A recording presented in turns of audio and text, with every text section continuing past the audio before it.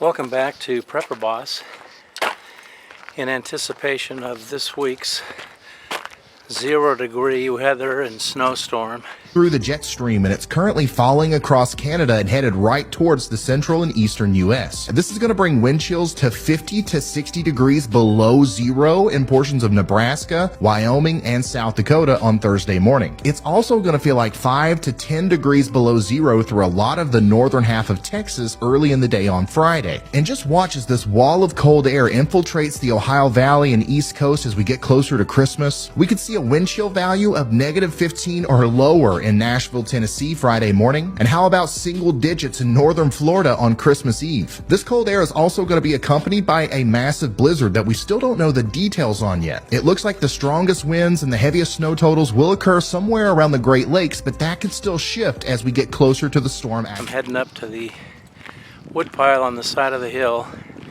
to refresh our supply down in the house. Stay with us. While we're out here, we're going to put new batteries in the trail cam.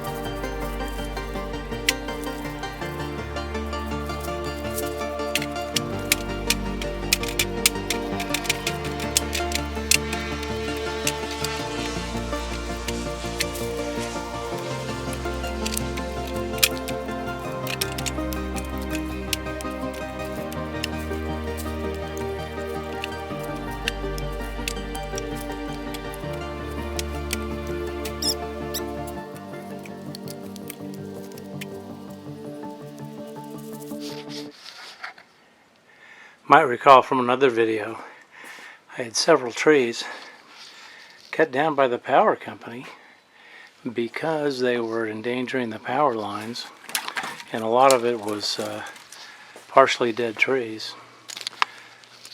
So this wood has been drying for 7 or 8 months. It should be good to go. We're going to reset another trail cam. I have it here by the driveway. We don't get too many animals down here.